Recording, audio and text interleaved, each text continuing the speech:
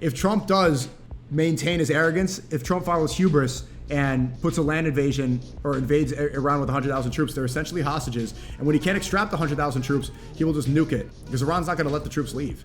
Russia says that if U.S. nukes Iran, Russia will use nukes. Putin says that you cannot use nuclear weapons. He does not want nukes involved. So U.S. is kind of facing a checkmate right here. Because if the U.S. nukes Iran because they can't extract the troops, Russia's already told them, if you use nukes, we're going to nuke. And remember, for every one ship the USA can build, China can build 232 ships. This is from the Pentagon.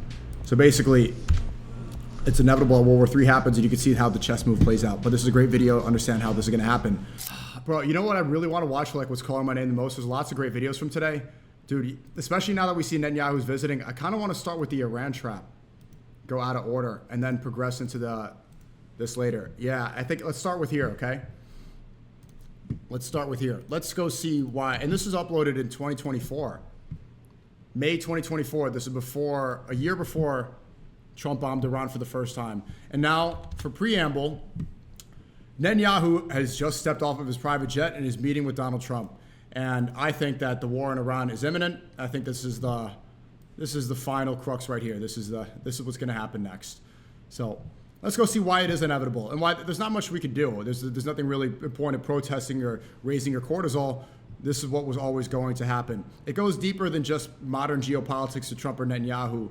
This is part of a greater plan and a destiny that has been following steps for hundreds, maybe thousands of years. Okay, let's start class. So let us Geostrategy number 8, the Iran trap. This is Professor Zhang. And review where we are so far in the story. So there are 3 major interests, forces that are pushing the United States towards war with Iran. The first is the Israel lobby. Nick is cringe. He never defends you. Remember Why that do the you Israel glaze lobby him when he is pushes composed PDF of Epstein? both Shut up, dork. Jewish interests as well as Christian interests, right? Representing the Jewish interest is something called AIPAC. And they have a membership of about 100,000. But they're very wealthy. There are many billionaires in this group. So this group has financial power. In fact, AIPAC is considered the second most powerful lobbying organization in the United States. The first is the pensioners, okay? There's about 30 million of them. And their lobbying organization is the most powerful. But AIPAC is second. But also in the Israel lobby Subway surfer in the corner, right? nigga. So for example, the organization Christians United for Israel has 7 million people in its membership. So together, the Christian Zionists and AIPAC are extremely powerful force in government. And they want a war in the Middle East in order to advance Israel's interests. Also remember that America is now addicted to empire, because empire represents easy money. All money has... Venezuela is the perfect example of that, which now we saw today. A post from Brick shows that 2-3 billion of that oil money stolen from Venezuela went right to Israel, right? And the justification for invading Venezuela and kidnapping Maduro was American empire, Monroe Doctrine, Monroe Doctrine. To be channeled through the U.S. And so there are many people in the U.S. who just basically make their money by speculating on money, okay? So for example, Wall Street. And that has made Wall Street extremely powerful right now in U.S. politics. Mia Khalifa getting blacked in corner, and the third, please. Force is Saudi Arabia. Remember that in our discussion of Saudi Arabia, we learned that the major conflict in the Middle East is actually not between Israel and Iran, but between Saudi Arabia and Iran.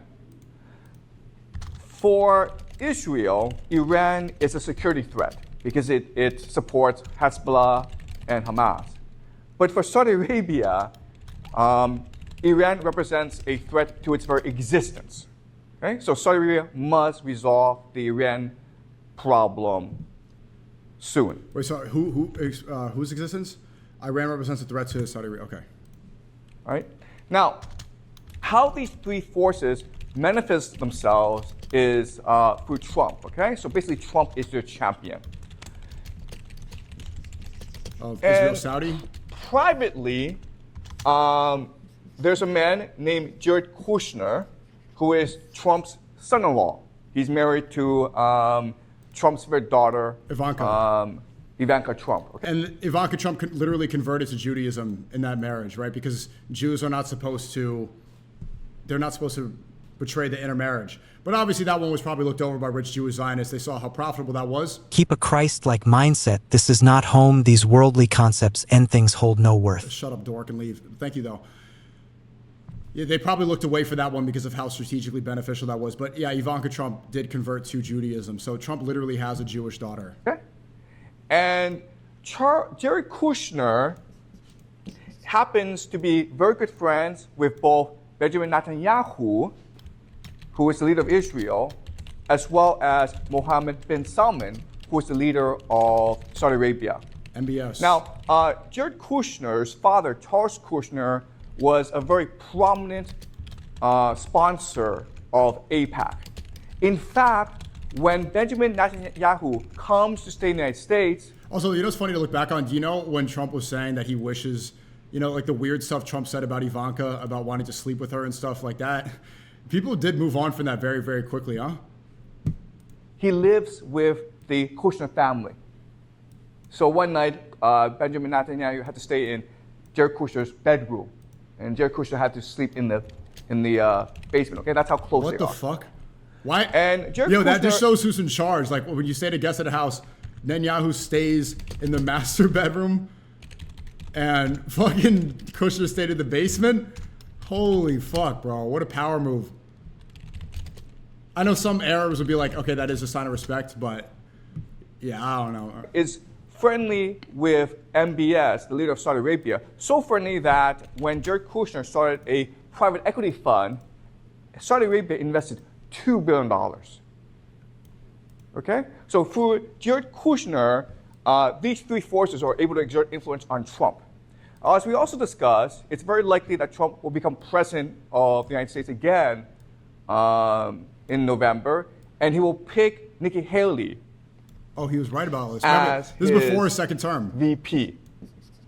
And that means that he was wrong Nikki about that. Haley It was will be J.D. the Vance. one in the Trump White House pushing for war against. Well, he probably chose J.D. Vance because of the Peter Thiel connections, but Nikki Haley still has a very prominent role in the administration. Iran. As we discussed, Nikki Haley makes most of her money from the Israel lobby, okay? The anti-Iran lobby. We know from the first Trump administration that these forces are able to exert tremendous influence on Trump, okay? And the evidence is, one, Trump withdrew from the Iran nuclear deal that would have secured peace between the United States and Iran, okay? Trump moved the United States embassy from Tel Aviv to Jerusalem in Israel, which was a major, which caused major friction in the Middle East, okay?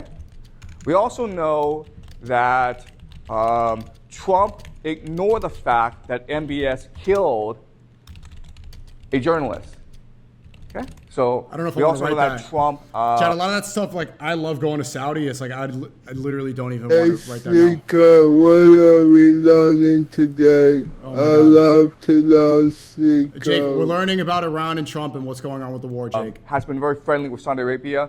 We also know that Trump sponsored the Abraham Accords, which is trying to bring peace between Israel and other Arab countries and unite them against Iran, okay? The last thing that Trump did, which is the most important, is that in January 2020, Trump ordered the assassination of General Qasem Soleimani, who is the leader of the who is the leader of the Iranian Revolutionary Guards. Okay? Soleimani. So How do from you all spell this, Soleimani? we can suspect that in a second Trump term, war with Iran will be a major priority. Wow, he's right. Okay. So is this clear so far? All right. Now, Did I spell it right? we also discussed that, okay, Soleimani. even though there are these forces that want war with Iran, ultimately it is the US military that must implement this war. And if the US military refuses to go to war, then the war can't happen. So we discussed that, unfortunately, the US military is very different from what it was 30 years ago. Okay? 30 years ago, the US military maintained very standard military doctrine. Okay? They maintained three very important principles that all militaries must maintain in a time of war. The first is mass forces. B is avoid encirclement, right? And the third is protect supply lines. The notes are so hard to read. Now, the important idea is that when Chad, what did he say? He said avoid. I can't even read this. What he said. Avoid encirclement and protect supply lines. Traditional warfare, you must have the consent of the public. Okay? Because it is If the we bury public Epstein files, wouldn't it take away the power Netanyahu has over Trump/Yuskov? No, they have power even without Epstein. There's overwhelming blackmail. It's clear that they control it regardless. That's just like another level. Sends soldiers, that provides money, that gives you political support. But in 2003, the US military changed its military doctrine to one of shock and awe. Okay? And what shock and awe means is that you don't have to follow these three principles anymore. You can use air supremacy. You also have technological omniscience. And you also have special forces. And this allows you to fight wars cheaply, quickly, and decisively so that you no longer need public political support. You don't need, exactly. Nobody voted for Venezuela. Nobody supported that. He didn't even get it betrayed international law, and he didn't even need to get it passed by Congress. So he just did it because he wanted to. It's more about intelligence and getting it.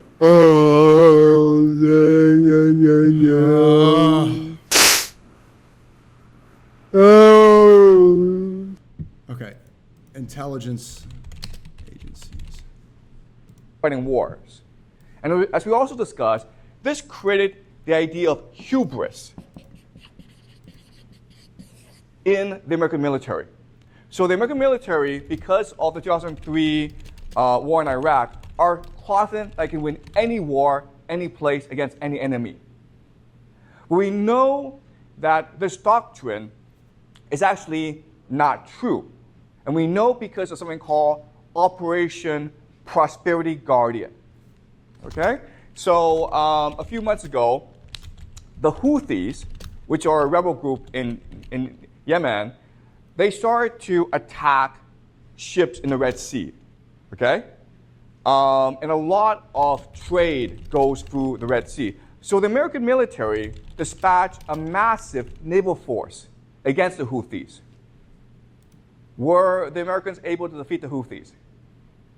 No, they were not. Bang! And so what are the Americans going to do about it? What can they do about the Houthis? What's the solution to this problem? You have these pirates, the Houthis, going around and attacking these ships. Say it, Chad, what is which it? is affecting international commerce. And that's why inflation is such a huge problem Sanctions right now on Yemen? in the world. So what's the American military going to do about this? Sanctions. What can they do about this? The answer is nothing. Oh, shit. Okay? The American military has no solution. Why? Because they don't have the forces necessary in order to undertake an operation against the Houthis. They have special forces, they have air supremacy, and they have technological omniscience, satellites, but they don't have infantry. They don't have lots and lots of ships. Therefore, they cannot stop the Houthis. Okay? And what's really important is that Joe Biden has come out and said that, yes, we know we are losing the war in the Red Sea, and yes, we know that we cannot stop the Houthis, but we are going to continue on this path. Okay? Does that make sense? This is the idea of hubris. What's the idea of hubris? Not knowing your limitations. Chad, he's been saying this is the most amount of jam-packed information in any lecture so far. And when you are faced with your limitations, you refuse to accept your limitations. Okay? And that's why when the US military is given the order to invade Iran, they'll probably go along with it because they cannot imagine the possibility that they could be defeated in Iran. Okay? And then you have the Iran revolutionary. No, I remember when the Iran nuclear deal, Trump was so anti-Iran nuclear deal. It's looking back now, like you see how much that was demonized. I think I even did fall for that before. It's like, why are we making a deal with these terrorists and stuff? It's like, well, what's the alternative? World War III? Corps, okay? The Revolutionary Guard. And as we discussed last class, they want war with the United States because they're very angry about U.S. interference in Iran, right? So during the Shah regime, which was a brutal police state from 1953 and then 1979, the Americans were the ones who were backing this police state. So there are many who are angry about this. They're also angry about the fact that the U.S. continues to protect Israel and Saudi Arabia. Okay? And they're also angry about the fact that Trump killed General Soleimani. Okay? And as we discussed, it's possible that the Revolutionary Guard Corps killed last week the president of Iran, Ibrahim Raisi, because he was preventing war. Okay? So they want war with the United States. So you see the map, right? You see the logic of this. Yeah. Where there are powerful forces in the United States pushing the United States towards war. You have Trump, who has basically agreed in his first term to raise or increase escalation with Iran. Within the Trump White House, there'll be Jared Kushner and Nikki Haley to push this war, both privately and publicly. The U.S. military has so much hubris that they think they can win this war, and Iran wants to provoke the United States into invading it. Okay? And the United States and Iran can have many, so Iran has many strategies in order to provoke the United States into war. Okay? Basically, the United States is looking for a reason, and Iran wants to give them a reason. And that's why I think war between the United States and Iran is very likely in the next 2 to 4 years. Okay, any questions so far? I'll show notes after class about where we are so far. I'll go over all the notes after this. On. I'll try to speed run it because last time I looked back, it was 40 minutes. Of Any questions? I should do it quicker. Okay. So now let's talk about the actual war. Define hubris. Yeah, actually, that is a good definition. You keep saying this. Hubris definition is excessive pride or self-confidence. So even though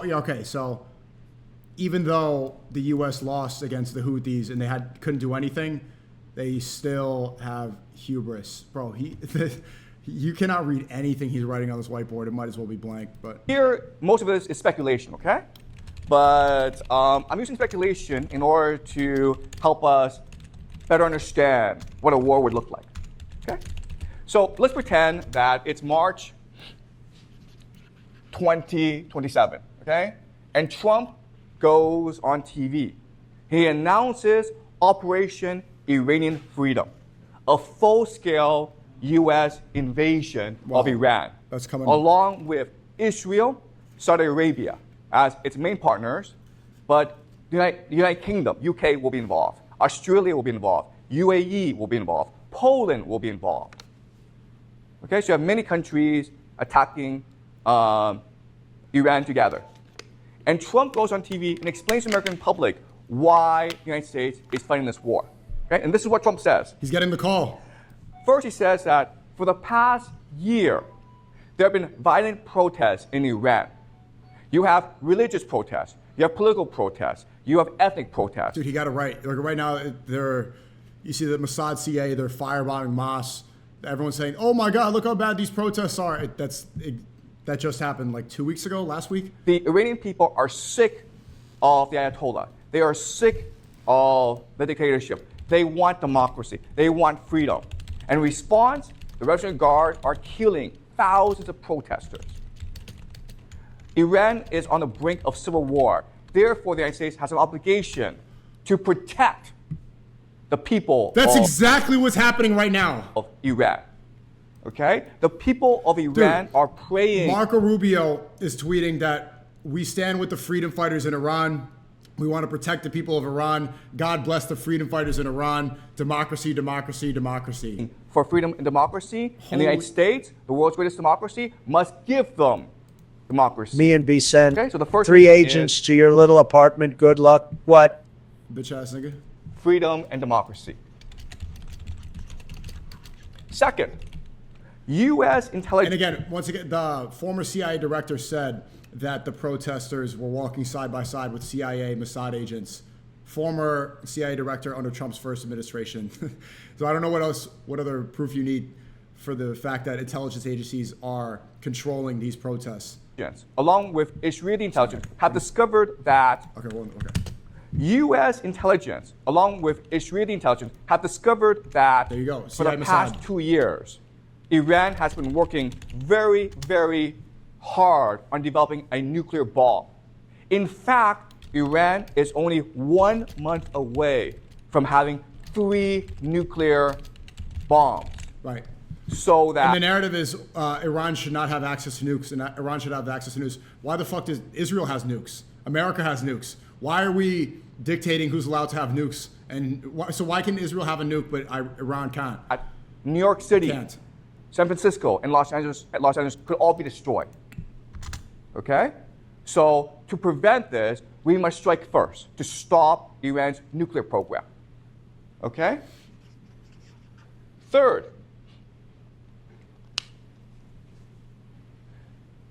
Iranian proxies, the Houthis, Hezbollah, many groups have been disrupting shipping in the Middle East, in both the Red Sea Your name and is the Strait of SNEAKO. Hormuz. Get a life faggot. Good boy. 40% in the Middle East, in both the Red Sea and the Strait of Hormuz. 40% of the world's oil passes through that region, mainly to East Asia, China, Japan, South Korea. Okay. So Iran, again, he's going to mention the oil and Venezuela. So Iran connects oil trade to China, Japan, South Korea. I thought it was mostly Europe. I didn't know it was Asia as well. Our global prosperity is at stake. We must go to war to protect these shipping lanes and ensure that the oil goes to China, Japan, and South Korea so that they can continue their economic prosperity. So, Professor United John States, as the Schweiken world hegemon, on has a Paul responsibility be the agent in the Bible is good. Dr. Roy Casagrande good. We'll get to that. to protect global prosperity. Okay? 4, Iran has been launching attacks against our allies, Saudi Arabia and Israel. Even though Hezbollah- Israel just bombed Qatar, they just bombed Doha, which is our ally. Israel just bombed Doha, Qatar last month, and we didn't do anything or mention that at all. has been violently attacking Israel, killing dozens of Israelis, innocent Israelis. Bang. The Houthis have been attacking Sensational. Saudi Arabia oil fields, damaging the economy. We have an obligation to protect our allies, our friends in the Middle East, okay? But And the not when last it's reason Qatar. is we know for a fact that the Iranian Revolutionary Guard Corps is a sponsor of terrorism. Last week in a mall, there were gunmen who went and killed 107 people. Our You were a cute intelligence kid says me, and that Jeffrey would it have was tag teamed the fuck out of you. Okay. most definitely an Iranian operation. Okay? So for these 5 reasons, we have decided to invade Iraq. How you manage to maintain 5K viewers with these educational segments is beyond me. Get mad, Netanyahu. But don't worry. This invasion will be successful because we have a lot of allies. The UK, You should Israel, check out Saudi SH Arabia. Cameron. Okay, It's Jesus Iran's Christ, version bro. of Shut Italy. up, TTS. Put Very in the good. $20. Shut up, dude. Like, can I focus on this before you? Oh, you should check this out. You should, bro. Okay, cool. Sick, dude. Sick. Great suggestion. Thank you for interrupting. Our friends be $20. part of this operation. Put it up now. our special forces are already in the country looking for their air bases and their missiles. We can knock them out at the beginning of the war. Also, we have been in contact with Iranian opposition groups. They want to overthrow the regime. And when we help them, they will install democracy in the country. Our American military is the greatest in the world. In 1991, our military defeated Saddam Hussein in 100 hours. In 2003, our military defeated Saddam Hussein in less than 3 weeks. To prove that we are the greatest in the world, we will defeat Iran in only 2 weeks. So do not worry. We will be strong in protecting democracy, freedom, and global prosperity. Okay? So that's what Donald Trump will say to the people of the United States. Okay? Just like he was bragging about how quickly they were able to topple Venezuela. And of course, you're going to have large-scale protests throughout the country opposing this war.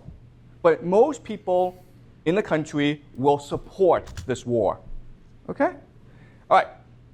So after the speech, the operation is launched. And on TV, we'll watch this on TV and the internet together, on YouTube together, okay?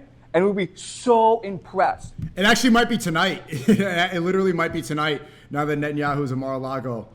Over almost 2 years since this drops. Wow. Is he going to go live tonight and react to it? By the power of the U.S. military. This is Iran. This is the Strait of Hormuz. You put me onto this, Professor. Thank you. Stream W content. Ignore the noise, my nigga. Thank you, bro. I appreciate it, but you literally are the noise right now. Arabia. Israel is here. Red Sea is here. Iraq is here. Okay? So, in the Strait of Hormuz comes the USS Gerald R. Ford. It's a $13 billion super carrier. Okay? This thing is designed to destroy countries. It is now prowling the Strait of Hormuz. What is this? It's a ship? So patrolling the Strait of Hormuz is the USS... Destroy countries. Super carrier. The USS Gerald R. Ford. A $13 billion... of course it's 13. $13 billion super carrier ship. Is patrolling. Wait, let's look this up. Hold on. He's giving so much information quickly. USS Gerald. Shut up, Jake! This is the USS Gerald Ford. USS Gerald R. Ford. This is big ass $13 billion ship. Oh, I've seen videos of the Houthis invading this. Wait a second. This looks like that ship that the Houthis got on, right? Houthis, Gerald. Is that when you saw the pirates invade? Or is that a different ship? Houthis invade ship. Right, this one? This video, remember? These are the Houthis on it, right?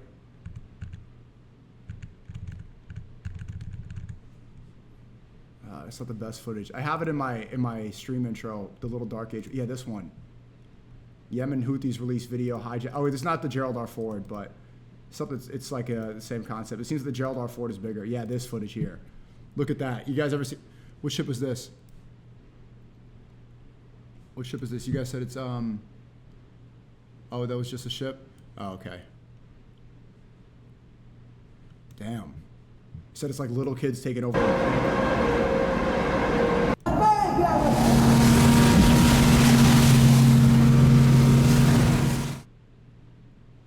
Dude, you look at this, you're like, who are you rooting for? Okay? This thing is designed to destroy countries. It is now prowling the Strait of Hormuz to ensure that shipping is safe. America establishes air supremacy very quickly, okay? Meaning that it has complete control over the skies. Nothing can move in the skies without America detection, okay? And then a massive invasion force is sent to Iran in the south. 100,000 US troops land, maybe 200,000 Saudi Arabia troops land, okay? Maybe you have 200,000 to 500,000 troops in Iran. And they are about to strike Tehran in the north, okay? So in the south, the United States and its allies have established a foothold. They have a huge presence in the country, and they're I about was to on the attack Ford Tehran, in the Navy. okay? They are out on deployment right now. This guy is right. Okay, yeah, I know. I saw that there's also flight logs. They're saying that any Americans that are in Iran right now, be careful about the airport. And you're saying, oh, shout out to you, man, a real soldier, saying that you're. Okay, so this is it's about to happen, huh? All right. Do you understand what has happened? Okay. Now I want to ask you this question. At this point, I think the war has been decided. Who has won the war? America, Israel. America has established air supremacy. It controls the skies. U.S. Navy controls the seas. You have 100,000 U.S. troops in country ready to strike Tehran. The war has been decided. Who has won the war?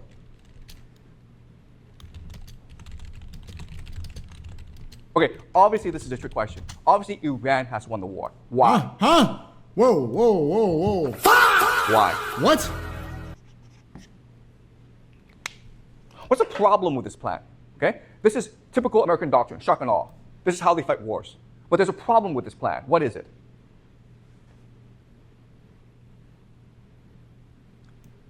I don't know. Why would the Iranians want this? Sorry, what was the question? My fault. Why would the Iranians want this?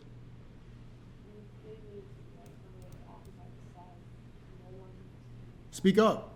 Okay, let's go back to traditional military doctrine, okay? In traditional military doctrine, you have three principles, right? Mass forces, avoid encirclement, protect supply lines, okay? These are three things you must absolutely obey if you are going to war, okay?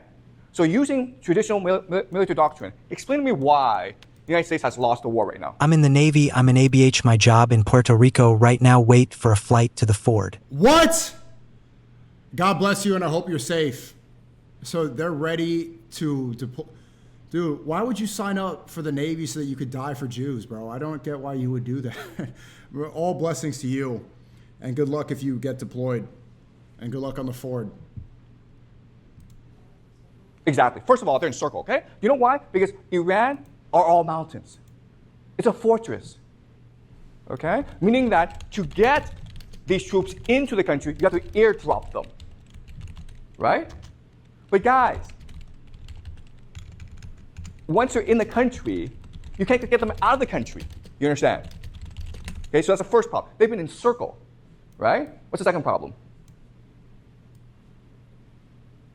They can't actually go north. Why not? It's too heavily defended. That's right. And why else? Like, it's very hard to move like tanks and put them through that. Yeah, that's right, okay? So they failed to mass forces, okay? Iran is a population of 90 million people. You will need at least 3 to 4 million soldiers to even think about conquering the country. They've got 100,000 in this country, okay? And as Jack says, you can't move tanks through mountains. They're not designed for mountain warfare. What are you going to do, okay?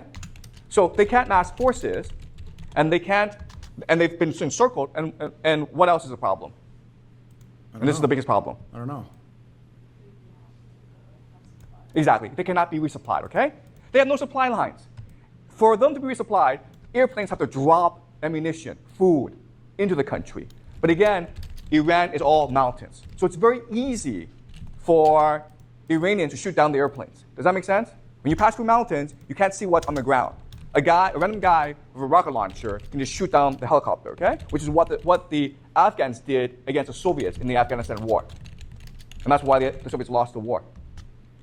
A drone can take down any airplanes, okay?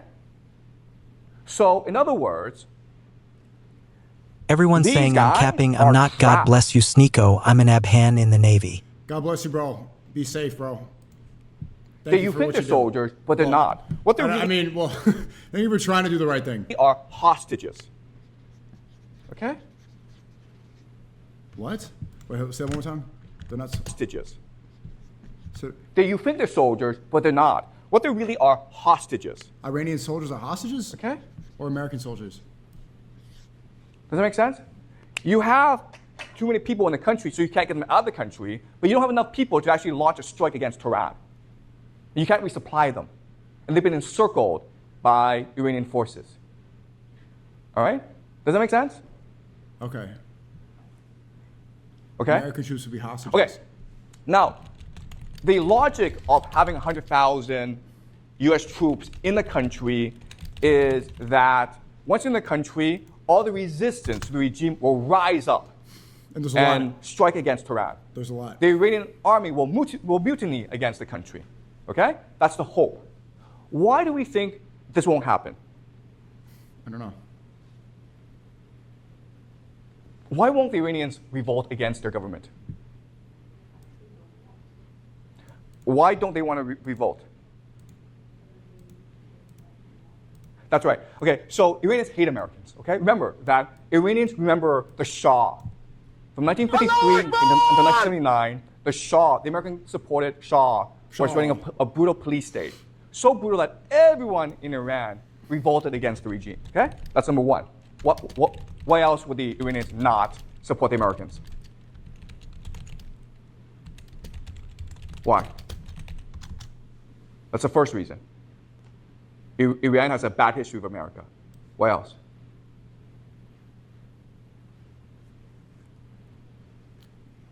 Guys, which country's next door? What happened in Iraq?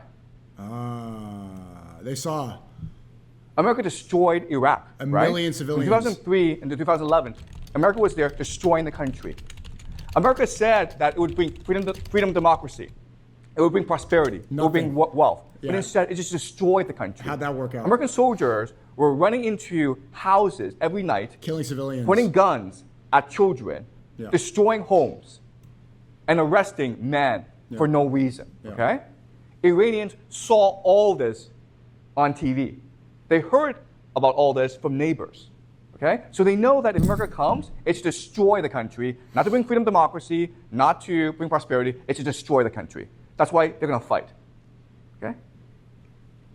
And another reason is Someone chat said, I'm in Iran. We have 4 or 5 million troops ready to fight, by the way. Fucking hell. that Iranians think that they belong to a great civilization. So they value their freedom and independence. Okay, does that make sense? They're not going to submit to a foreign conqueror. So, why else would the Iranians resist? Yeah, why? Also religion, right? Loyal to Allah. The Iranians are religious. They believe that America is Satan. The and great they have a Satan. duty, a religious obligation to fight Satan. Okay? So for many reasons, Takbir! there's no way that Iranian people are going to stand with America. You might have a minority, but most are going to resist. Okay? Okay, so does that make sense? Okay, any questions so far?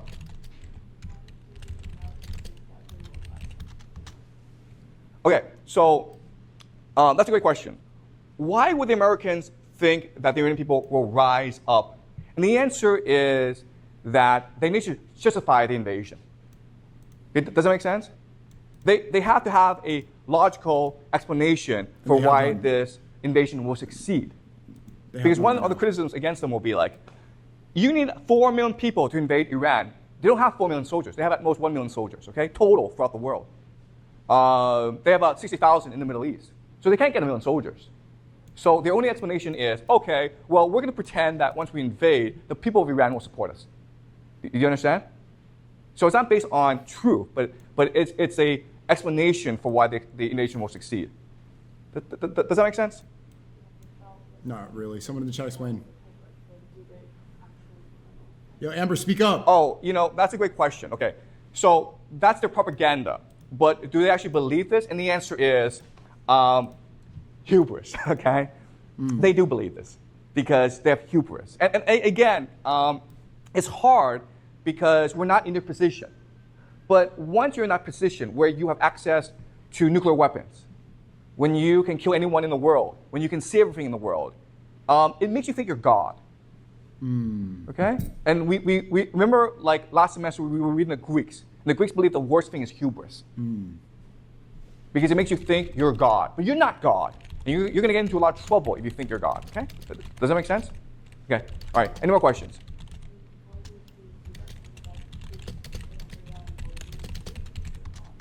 Dude, could you, Amber, speak up? Okay, so Trump says that Iran is 1 month from developing a nuclear bomb, right? America has been saying this for the past 10 years, okay? You just Google this, and America's like, oh, Iran is only 1 month away from a nuclear bomb. They already have They've been it. saying this for the past 10 years. They already have it. So, do you understand? When Trump gives his speech, Right. there's absolutely no evidence that any of this is true, okay? But this is how he'll explain the invasion. Okay? All right? And chances are that even if Tehran possessed a nuclear bomb, they won't use it. Why not? Because they're not evil. That's right. The reality is that The reality is that Israel will. Israel has the Samson option, Iran doesn't. there's only one way that America can win this war against Iran, okay? They can just nuke the country. And America will do that if it has enough, if it has a pretext, okay? Pearl Harbor, So, perfect example. nuclear weapons Japan is the perfect example.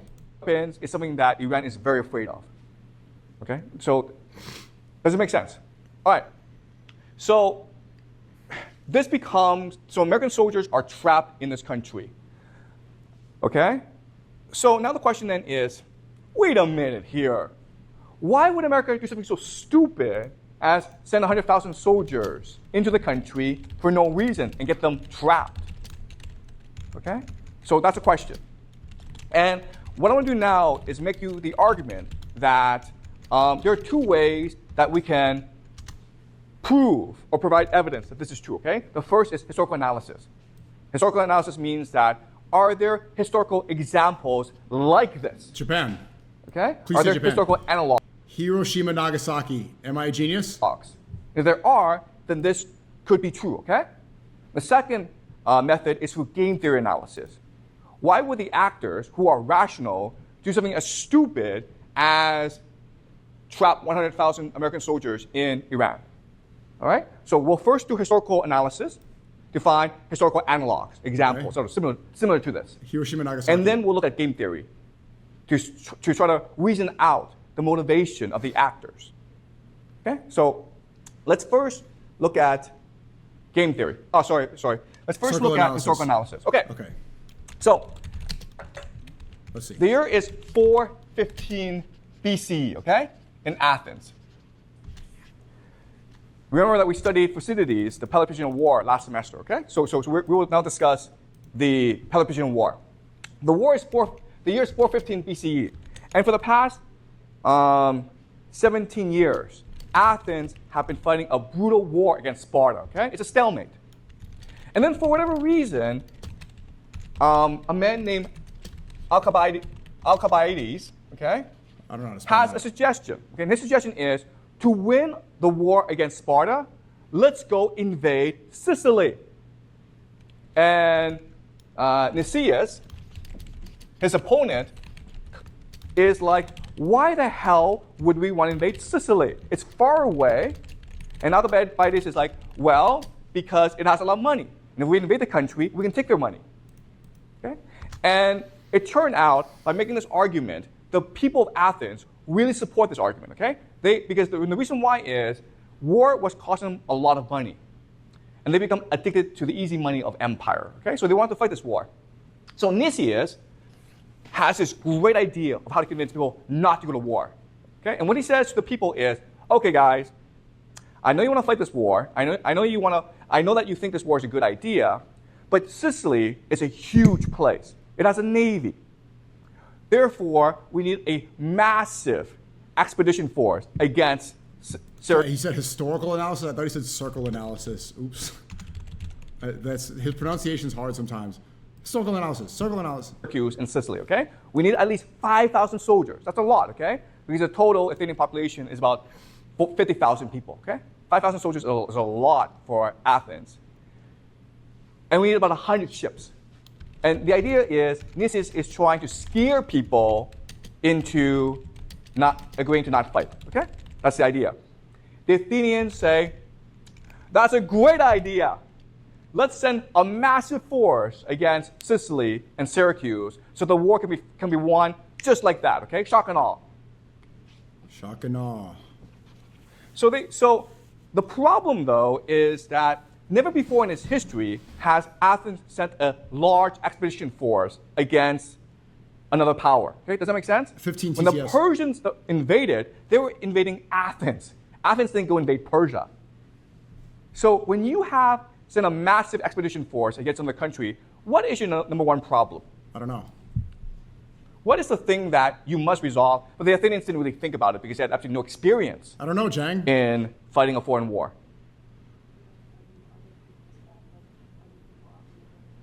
Okay, so the enemy knows the terrain better than you do, okay? But there's actually a much bigger problem than that. And it is what?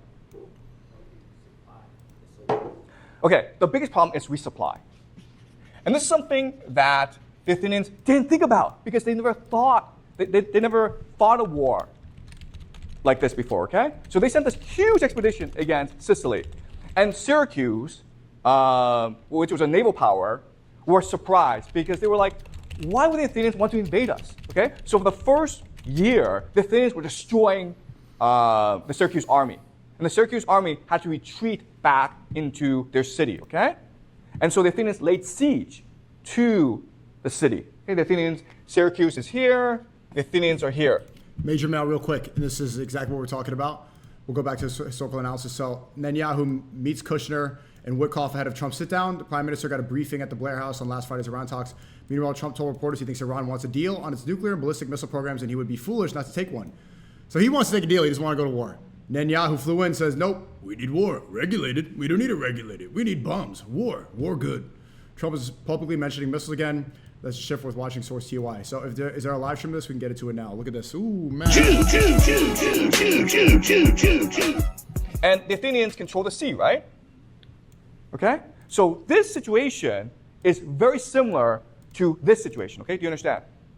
But then what happened was that the Athenians couldn't resupply themselves. And the reason why is Syracuse had also had a navy, and they could stop the Athenian navy from resupplying the Athenian troops. And therefore, the Athenian army was wiped out in Sicily. And this caused the Athenians to ultimately lose the war against Sparta, and it caused the Athenian empire to collapse. Okay? You understand? And again, historians have been trying to figure out for a long time why the Athenians would do such a stupid thing as to send a huge army against Syracuse, because the risk of failure was catastrophic. Okay? Why is he saying Syracuse instead of Sicily? What's the difference? And the only answer is, Someone tell me well, in the chat. Athenians had hubris, okay? They never really lost the war, and they had become addicted to empire, which is the same situation America finds itself in today. Okay? Does that make sense, guys? All right? Yeah. So this has happened before in history. So arrogance cost them When the the war. Athenians Arrogance invaded cost them Sicily empire. and lost to Syracuse. Their entire army was wiped out in Syracuse. Okay? Because they couldn't resupply their army. Does that make sense? Right. The second example we can look at is the Vietnam War. So in the beginning of 1960, okay? The Vietnam beginning War. of the decade, Perfect example of hubris, but I think World War II is a good example. Vietnam War, the arrogance of the Vietnam War would have never happened without World War II. most Americans have never heard of a country called Vietnam. What's Vietnam? Nguyen? Nguyen? Pho? What is that? Bomb them. Most Americans didn't know what it was, didn't know where it was, okay? By the end of the decade, in 1969, 500,000 American soldiers were in the country, destroying everything, okay? But also getting destroyed themselves. 58,000 US soldiers died in Vietnam. How many? 50K? So the question then is, how did this happen? Why would this happen? 1960, Vietnam was a distant country no one's ever heard of. By the end of the decade, 500,000 US soldiers were in country fighting this war against an enemy they really didn't know. Okay? In 1971, the Pentagon Papers came out. And the Pentagon Papers was a history of America's involvement in the Vietnam War dating back to the 1950s, okay? And it made three major points. The first point is that American leadership, military leadership, has been expanding the war in Vietnam without public knowledge, okay? This is what we call mission creep. Yeah, this guy Minecraft's cooking. What do you say?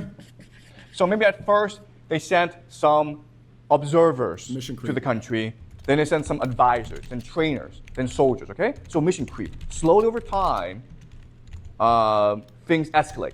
And you don't really understand why things escalate, but they do, okay? Second point is Thanks, that Coco. American leadership, from very early on, Thanks for the subs. knew the war was unwinnable. This was the greatest military in the world. They dropped more bombs in Vietnam in the 60s than all bombs were dropped in World War II, okay? And they could not win. Oh. Okay, unwinnable. America dropped more bombs in Vietnam than in World War II? I didn't know that. More bombs on Nam, back in Nam, than World War II. Damn. The war. And the reason why is to win a war, you have to solve three problems, okay? Okay. The first problem is clear strategy, okay? What are you trying to accomplish in this country? What are your clear military objectives, okay? There was no one. Second there was none is- in Vietnam. You must adapt to the battlefield. They don't know how to because fight. all your best plans will They don't know how to fight no Asians in the forest. change over the course of a battle, okay? can adapt to that. The adversary that is most willing to adapt to the battlefield will win, okay? And the third thing is the will to fight. The Vietnamese were like, "Why are you running, America? Why are you running?" The will to fight. They had none So of that. Nobody if you want to supported look this at war. a war and who's most likely to win the war, you ask these three questions. One, does this guy have clear military objectives that And this is why it's so important for them to spread propaganda, why it's important to push back against this, because if they don't have the will to fight, if they don't have the support from the people, then the troops are not going to be fighting the war properly. So this is why we need to call this out when war in Iran inevitably happens, because if the soldiers don't have morale and if the people aren't supporting it, then they lose their will. And they don't have a, if it's not righteous anymore, you can't win. Well, I'm not advocating that we lose, but I'm just saying it's like, if we understand that this war is false, like we shouldn't support it. everyone understands? Because that will determine strategy, okay? Second is this guy adapting to the battlefield? And the third is this guy, does this guy still have the will to fight? And if the answer is yes, all three questions, Then you then win. the person will most likely win the war. But if you don't have that, you Okay, and lose. if you look at the Vietnam War, even though America was killing a lot of people, it killed 3 million Vietnamese during the course of the war. Damn. It was not destroying the enemy's will to fight. In 3 fact, it was million? making them angrier. And therefore, more people were willing to fight the Americans. Okay? So, Holy shit. very early on, the American political leadership knew the war could not be won. So then the question then is, why did America stay in the war? And the answer is Hubris. credibility. Okay? Credibility just means they didn't want to lose face. They didn't want to be laughed at by the Chinese and by the Soviets and by the Europeans, okay? Because they didn't lose the world power But there's actually status. another way to understand credibility, and it's what we call the sunk cost fallacy. Okay? Have you guys heard of the sunk cost fallacy? And the idea is never ever go into a casino. The reason why is that I told you. when you go to a casino and you start losing money, at some point you cannot leave the casino. Why not? You feel like you lost so much, so now you have to make it back. House always wins. Exactly. You want to reclaim the money you've lost, okay? You've invested so much that you cannot leave. You have to get that money back. And that's the problem with war. Eventually, you've invested so much, you cannot leave the war. And that's what happened in Vietnam. America invested so much, it didn't want to leave the war because it did not want to admit that all this has been lost. Okay, it's what we call the sunk cost fallacy. And that's why, even though America could not win the war, it still wanted to fight the war. Okay, does that make sense? Okay, so the Vietnam War is another example okay, that is similar to this, where America invests enough soldiers Sunk cost. Well, I can't hear what he's saying. It's hard to hear his words sometimes. that Sunk it refuses cost. to lead the war and admit defeat, okay? Does that make sense, guys? All right. Now, let's look at one more example. All right, And this be is honest, you're going to tell me that he doesn't have a little bit of an accent? the most recent example, and it's the Russian-Ukraine war. Now, as you know, in February 2022, Putin ordered a special military operation against Ukraine. Okay, we'll see that. But look at that. They just had a military, they had a police escort. They blocked off the fucking highway for Netanyahu. This is perfect. Netanyahu just now in Washington, D.C. Allahu Akbar! Allahu Akbar! Allahu Akbar!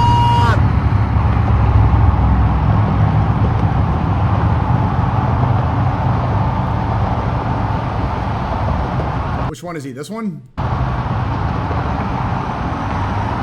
Could be any. Look how much traffic everybody's facing just so that this war criminal can go drive through. Big Daddy's in town. And, Daddy's this home. is Ukraine. Daddy's home. And Russia attacked from three axes, okay? The north to take Kiev, the capital. You have the east to take Donetsk. And then you have the south from Crimea to take the south, okay? And as we know, the north failed, okay? The north attack failed and the Russians had to turn back. But the east and the south were successful, okay? Now, let's think about this. Think about You this. have an extremely powerful military attacking your country, the Ukraine. If you were the Ukrainian president, if you were the Ukrainian military, there's really only one way you can fight this war and win. And what is it? Using traditional military doctrine. How must you fight this war? You guys know? Head to head. Let's go back to mass forces, avoid encirclement, protect supply lines. How must you fight this war? There's only one way you can fight this war. Try to starve him out. Excuse me? Drain him of supplies. Starve him out. How do you disrupt supply lines? There's only one way you can fight this war and win. And what is it? Starve him. The enemy is attacking you, right? So what must you do? Defend until they run out of supplies. Okay, the answer is you must retreat. Okay? Why? They run out of The enemy is supplies. attacking, right? So you pull back your forces. Why would you do that? What's the logic of that? Exactly, okay? It's that simple, okay? You want to overextend your enemy. Ukraine is a huge country, right? And Russia didn't send out that many soldiers, maybe 160,000. That's not that many soldiers. So if you just give them space, they're going to outrun the supply lines, okay? And then when they outrun the supply lines, you can encircle them and you can disrupt their supply. And that's the only way you can win the war, okay? What did the Ukrainians do instead? That's the only way to win this war. But what did the Ukrainians do instead, which made them lose the war? What? They kept attacking, kept deploying troops. Yeah. So the Try to fight on Ukrainians enemy refused to lines. give up space, okay? They didn't want to They give up. refused to give up land. They want to fight the Russians for every inch of territory. And eventually, because the Russians had more forces, mass forces, they were able to push through, okay? Yeah. So that's the they first didn't want to major give up mistake Kiev. that Ukraine made. But then last summer, Ukraine launched something called a counteroffensive, right? So once Russia was able to take space, because Russia is a land army, it started to develop fortifications, defenses, okay? Mainly artillery. And that 3 lines of defenses.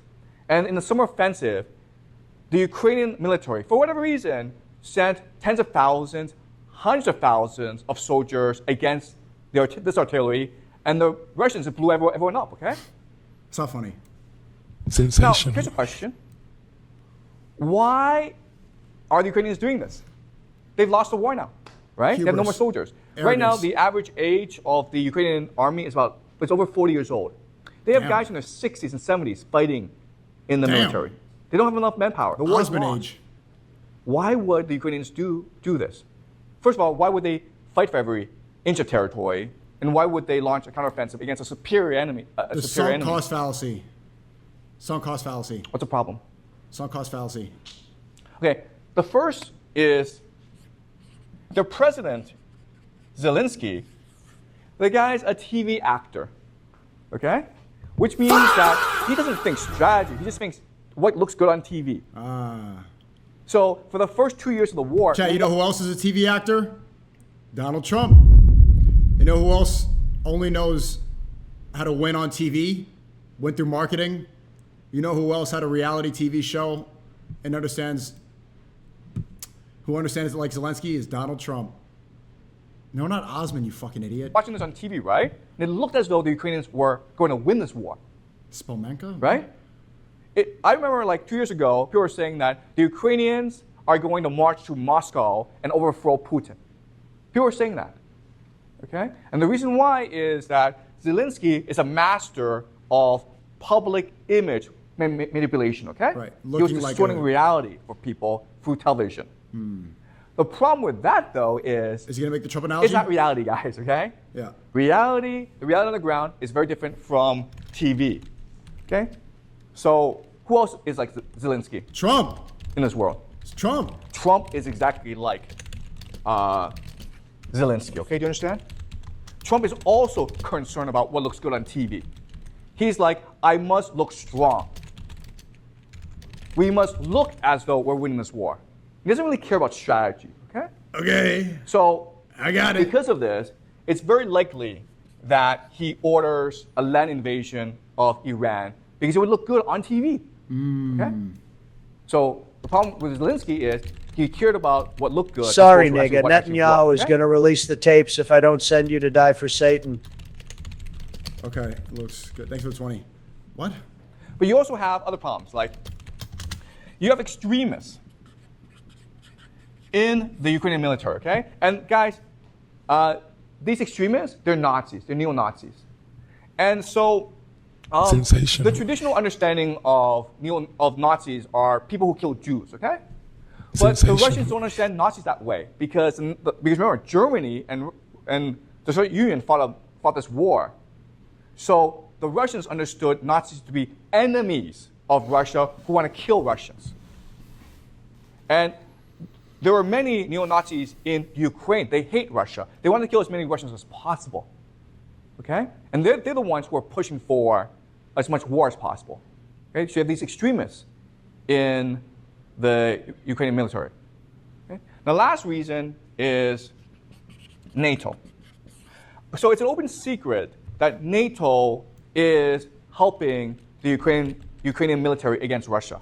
You have NATO military advisors devising strategy against Russia. Okay, so it's most likely that the summer offensive last summer was a NATO plan and not a Ukrainian plan. It's possible. We also know that NATO special forces are in the country directing missile strikes against Russian forces, okay? Which means what? Where do NATO special forces come from? If this is true, and if Ukraine loses the war, meaning that it doesn't have enough soldiers to continue to fight this war, what will NATO do? Yeah. I mean, according to what happened to Vietnam War and the Athenian expedition against Sicily, it is most likely that the most likely outcome will be that NATO sends its own troops against Russia. Okay, so Macron of France have said that we want to send French soldiers, and the British Prime Minister has said that he's considering conscription for British people.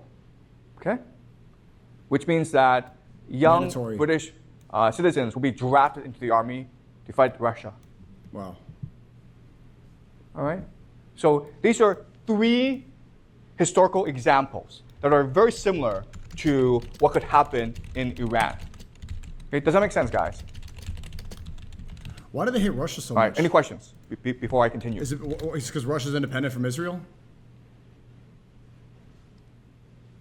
All right, is this clear so far? All right, now let's use another mode of analysis called game theory analysis, okay? And this is what I've been teaching you this It's not just a theory. semester. It's a And game the idea theory. is that society, what happens in the real world, is a game among human beings. Okay, and each person is trying to play this game as to optimize the outcome for that person. Okay, so the question then is, why would the Oh, because they have no central bank in Russia? Is that true? United States send 100,000 troops into Iran? So let's look at the individual motivations of the individual players, okay? So you have the United States. What does the United States want to do? What does it want to do? Take over the world? Fuck Israel? By doing what? Get fucked by Israel. And accomplishing what? It wants to topple the regime in Tehran, right? And you can only do that through a ground invasion, okay? So the United States He is reminds me trying of to my grandfather. My Filipino grandfather like looks and talks just like him. topple Iran. But then you also have other actors, okay? So Iran. What does Iran want to do? Like, does he remind you of like an Asian guy that walks with his hand? Like any Asians in here? You know, like the Asian old man that they walk around like sorry to get distracted. They walk around like this. This is how like smart Asian old. Going on a walk. This through the garden, you know. Why you no doctor yet? What does Iran want to do? Or basically the Revolutionary Guard Corps. What do they want to do? Right? They want to kill as many Americans as possible, okay? You understand? They want to force an American land invasion, okay? So Iran wants to force a U.S. invasion, knowing that if the U.S. invades, it has to lose the war, okay? It will lose the war. Because... So maybe the Ayatollah is allowing some of the protests to happen because they know that that's going to usher in the land invasion. Guard can just send suicide bombers against the United States, okay? Now let's look at Israel. Okay? We know that the United States wants to topple Iran. We know that Iran wants to force a U.S. invasion to defeat the Americans, to humiliate the Americans, and exact revenge for what happened in the past, okay? What does Israel want to do? What is Israel's optimal outcome? You guys know?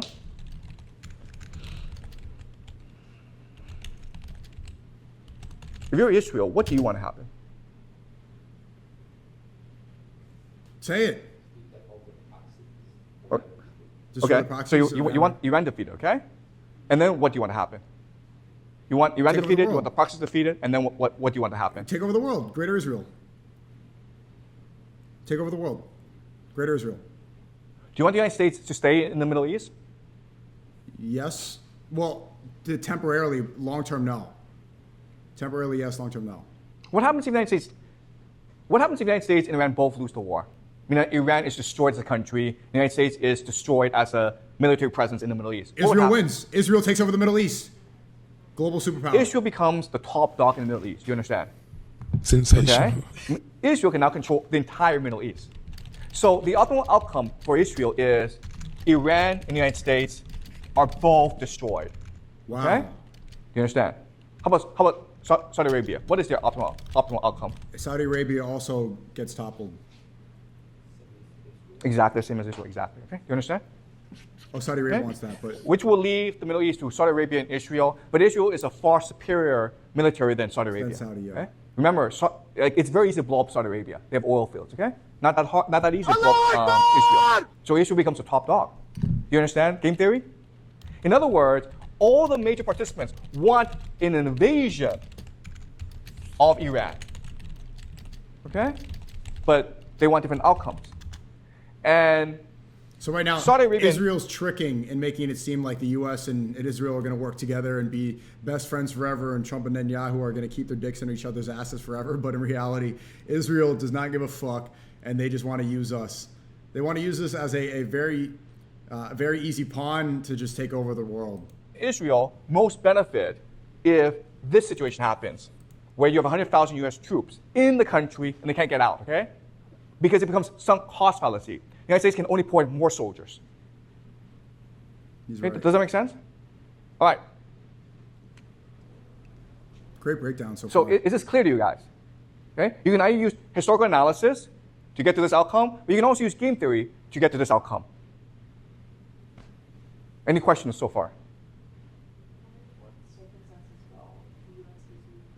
Okay, great. Okay. So Celine asked the most pivotal question, okay? What is this, Celine?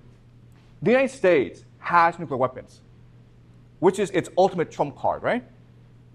So what Trump can say to Tehran is like, I have 100,000 troops in the country. You have to let them go, or I will nuke you.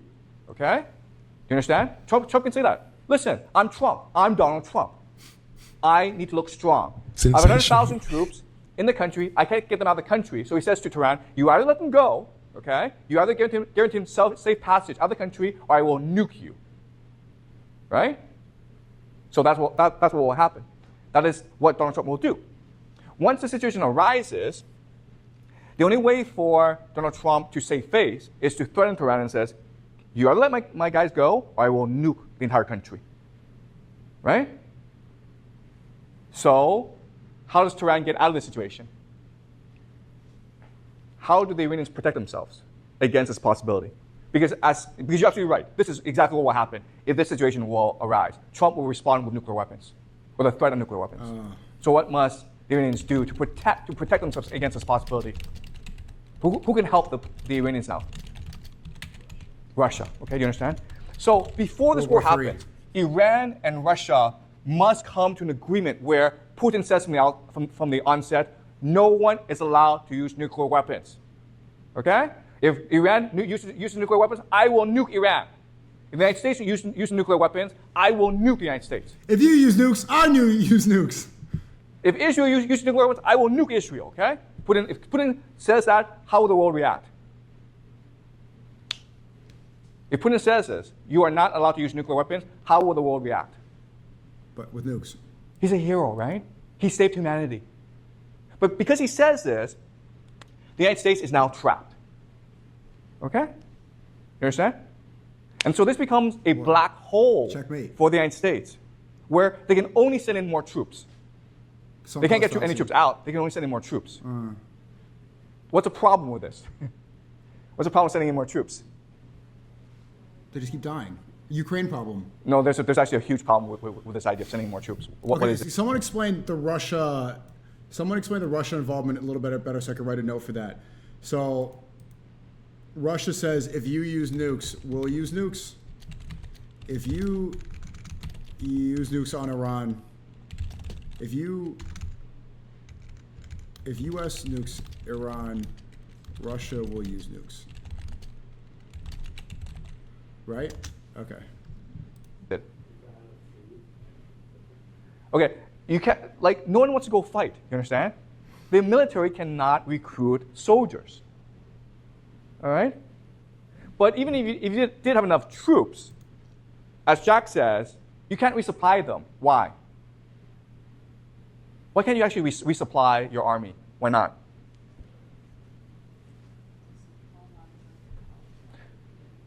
But there's a bigger problem than the supply lines. What is it? What do you need to create? Because Russia's separated from Iran alliance. That could have been for optics. That could have been to just prevent that move. Just because it's public doesn't mean that they don't still have an alliance. Bullets and ammunition. America has no manufacturing capacity because America moved all its manufacturing capacity to China. Okay? Remember this. So for every one ship that America can build, China can build 232 ships. That's what the Pentagon says. Okay, do you understand? So if this war were to happen, there's absolutely no way America can win this war. It's just completely trapped inside Iran. And once it becomes trapped, some cost fallacy comes into play, and America just puts in all of its resources into the country, but it's a black hole. Okay? It cannot use nuclear weapons because Putin has said from the onset, you are not allowed to use nuclear weapons. All right? But another question then is, why would Putin do that? Right? Why would Putin involve himself in this war? And that's what we'll discuss next class. All right? How Putin sees this war and how Putin will react in this war. Well, maybe tomorrow or the day after something. Great lecture again from Professor Zhang. Holy shit, that was good. Very, very, very good. So let's go review these notes quickly. What else did he say? Before we end, are there any questions about... Problem with Iraq is that Iraq is an independent country. Okay. You understand? There are 10,000... We know about Iraq. So, okay, let's briefly look over the notes before we go on to the next video. We might watch more lectures from him today, but let's go switch it up and not get too much, Okay, I could turn off the fucking brain rot for now. Okay, quick review of the notes. I'll go real quick. I noticed I went back to the VOD. I spent too long in them yesterday. So let's go start from the top. We'll review all the notes like on another day, but like it's so much to go through. Let's just focus on today. So this is a lesson about Iran trap. Right, AIPAC is the second most powerful lobby in the USA. The number one is the pensioners. Pensioners are the most powerful. I've never heard that before about the pensioners. America's addicted to empire. It always has been. The main conflict in the Middle East is between Saudi and Iran. Iran supports Hezbollah and Hamas. These are rogue military groups. Iran represents a threat to Saudi's existence. Again, Saudi has an alliance with Israel and the U.S. Trump is the champion of Israel and Saudi. He is good friends with Jared Kushner. Jared Kushner is his son-in-law.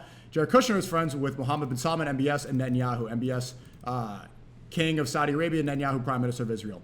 Trump's son-in-law is married to Ivanka. Ivanka is converted to Judaism, so he has a daughter that's literally a Jew. Netanyahu stays in the master bedroom when he visits Kushner, and Kushner stays in the basement, shows who's in charge. Daddy's home. Trump withdrew from the Iran nuclear deal, which would have been peace. I think this was in his first term.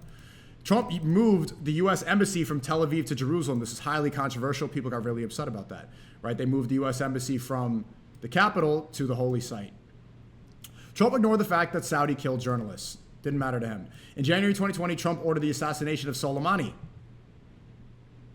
Soleimani, let's get the definition correct. He was Iran's former what? Qasem Soleimani was a high-ranking military general and commander of the Quds Force. Soleimani, military commander. Soleimani, Iran military commander. Soleimani. Shut up! U.S. military is very different from 30 years ago, right? Because 2003, U.S. changed military action to shock and awe. They no longer follow old principles. They now have air supremacy, intelligence agencies, and hubris in American military. They operate off of arrogance now. Operation Prosperity Guardian was an operation against the Houthis. The Houthis are a military operation in Yemen, aka these pirates. The USA couldn't do anything against the Houthi pirates. America lost the war against Houthis in the Red Sea. They could do nothing about it. Iran wants war with the U.S. out of anger and alliance with Israel. Right? Iran is angry that the U.S. backed Iran police state. Iran is angry that U.S. protects Saudi. Iran is angry that Trump killed General Soleimani. All rightfully, these are valid reasons. Nikki Haley's and Trump admin also pushing war. What's his name? Professor Jong thought that Nikki Haley would be VP. She wasn't. It would end up being J.D. Vance, but same shit. She's still very influential in the Trump admin. Nikki Haley. Did I spell her name right? Is it Nikki like Minaj or Nikki? I think it's Nikki with two Ks, isn't it? Oh, Nikki, yeah, my bad. Governor of South Carolina. Oof. Look at her. Let's see. There you are. Nikki Haley. Iran wants to provoke U.S. into invading Iran. The hubris definition is excessive confidence, having a God complex. Iranian people want democracy, and they're sick of, this is the narrative the U.S. is running with. The U.S. narrative is that the Iranian people want democracy, and they're sick of the Ayatollah. U.S. must protect the protesters with democracy. And I'll write my note. Proven by former CIA, claiming Iran protests were run by CIA Mossad. Firebombing mosques and all this stuff. Iran is working on developing a nuclear bomb. This is what they say. They've been saying this for 10 years. Narrative for 10 years. Hezbollah is disrupting trade in oil, right? And that is connected by the Strait of Hormuz. Iran connects oil trade to China, Japan, South Korea, and I also saw it was also most of Europe. This is my note. Everything in parentheses is my note, and this is not from Jang. The American narrative is that we must go to war to protect global prosperity, aka oil. That's my note. American narrative is that we have an obligation to protect our Middle Eastern allies, like Saudi, even though we don't protect Qatar. We ignore Doha, Qatar. That just happened. Israel bombed Qatar. We did nothing about it, which is our ally. U.S. supporting rogue military groups to destroy Iranian regime. Like, the rogue military groups within Iran. And so looking back and defending the idea of hubris is that the U.S. defeated Saddam Hussein in 2003 in 3 weeks. They brag about this all the time. And to prove that the U.S. military is the greatest military in the world, the U.S. will defeat Iran in 2 weeks. This is a dick-swinging contest between the U.S. and China and Russia. The Strait of Hormuz is patrolled by the USS General R. Ford, a $13 billion supercarrier ship. It ensures that oil shipping is safe. It ensures that the Iranians don't disrupt this oil. Money. America also controls the sky. They have complete air supremacy. But there's 300,000 troops ready in Iran. Some of you in the chat are saying 4 to 5 million. Strait of Hormuz, wait, how do you pronounce it correctly? I'm sorry. How do you pronounce it? I said it wrong?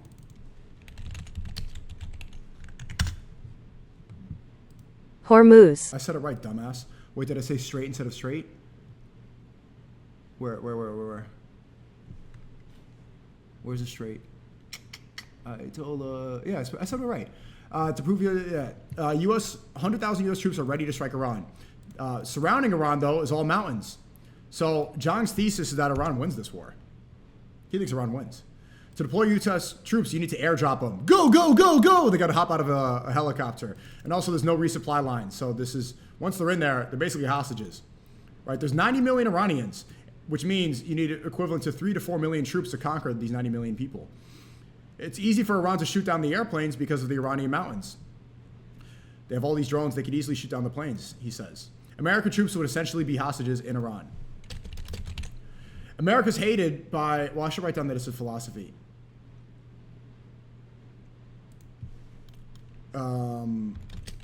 Zhang believes Iran defeats U.S., which Israel would be okay with, to be honest.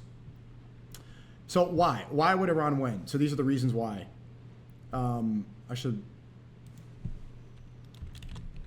Reasons Zhang argues Iran defeats U.S. Let's see why.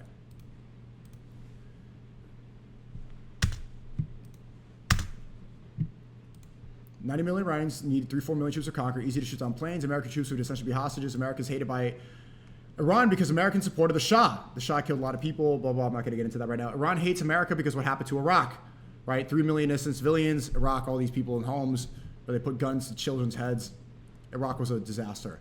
Iran won't submit to a foreign conqueror. Allahu Akbar, that's what I'm talking about. Allahu Akbar! Iran believes America is the great Satan and they are loyal to Allah. The Greeks believe the worst thing is hubris. This is a historical analysis, right? Hubris is the arrogance of God, thinking that you're godlike, that you could control the world. Trump says Iran is 1 month from developing a nuke without any proof. He's been saying this for 10 years. USA will just simply nuke Iran, i.e. Pearl Harbor is an example. This is my note. But Iran won't. Iran simply won't just nuke. Here's the historical analysis. In 415 BCE in Athens, there was a brutal war between Athens and Sparta. To win against Sparta, Athens wants to simply invade Sicily. But it would cost 500,000 troops and 100 ships. Athenians didn't think about the resupply they would need. They never fought a war of that magnitude. They were arrogant because they won every other war. The Athenian army was wiped out in Sicily. It caused the end of the Athenian army. Athenians were, I could even say empire. Well, I'll put that as mine, because that was my edition, not Zhang's. Athenians were addicted to empire and had hubris, arrogance, right? In Vietnam, here's another historical analysis. 500,000 soldiers in Vietnam destroying everything. Say U.S. soldiers.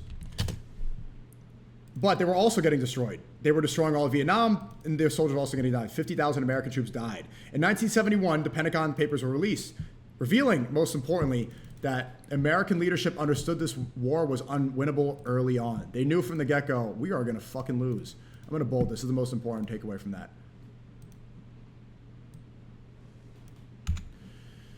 The mission creep, that war was slowly escalating over time since the 1950s. America had involvement in Vietnam since the 50s. Americans stayed for credibility. They didn't want to look like little bitches.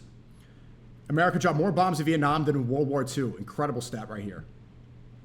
I'm going to italicize that. I love that stat. 3 ways to win a war. According to John, you have to have clear strategy, adaptation, and a will to fight. They had none of this in Vietnam. 3 million Vietnamese civilians killed in the war. I'll note this as well. It was highly protested. Everybody, well, I mean, they called it a hippie movement. It was an extremely unpopular war. What did Muhammad Ali say? Ain't no Viet Cong ever called me, nigga. And here's the sunk cost fallacy. A sunk cost fallacy is the same reason that you should never go to the casino. Told you. Sensational. The same reason the house always wins, because once you start losing, you can't leave. You got to win back your losses. And even when you start to go up again, you're just going to keep on losing. The Ukraine's only method of success versus Russia is retreat. They could not win. Troop-wise, they were never going to win against Russia. Their strategy should be to outrun Russia's supply lines. But Zelensky fell to the sunk cost fallacy because he was an actor. He only knew about appearances. Actually, I don't need to put that parentheses. Zelensky only understood television appearances. He didn't want to look weak. Please fit? Yes. Trump is like Zelensky and only cares about optics. Trump is a television actor. Crazy. Trump ordered the land invasion of Iran because it looks good on TV. Or Trump will order the land invasion of Iran because it looks good on TV. It makes him look like a big guy. He has hubris. NATO was helping Ukrainian military against Russia. NATO special forces directing military strikes against Russia. UK and France talked about conscription, mandatory conscription, getting young soldiers to fight against Russia. All this still lost. Game theory. Here's what's probably going to happen. Here's the chessboard. The U.S. wants to topple Iran. Iran wants to kill Americans. Iran wants to force U.S. land invasion. Israel's optimal outcome is that U.S. and Iran lose and Israel controls the Middle East. They no longer need that alliance with Americans. They just get to control the Middle East alone without Americans' meddling little hands getting involved. Right? In Saudi Arabia, ally of Israel and the U.S., it's very easy to topple because of all the oil fields. Like, if they get nuked, there's just a lot more nukes. It all sets up on fire. So they don't really pose a threat. Trump will respond with nukes if they can't extract 100,000 troops. So if Trump does maintain his arrogance, if Trump follows hubris and puts a land invasion or invades Iran with 100,000 troops, they're essentially hostages. And when he can't extract the 100,000 troops, he will just nuke it because Iran's not going to let the troops leave. Russia says that if U.S. nukes Iran, Russia will use nukes. Putin says that you cannot use nuclear weapons. He does not want nukes involved. So U.S. is kind of facing a checkmate right here. Because if the U.S. nukes Iran because they can't extract the troops, Russia's already told them, if you use nukes, we're going to nuke.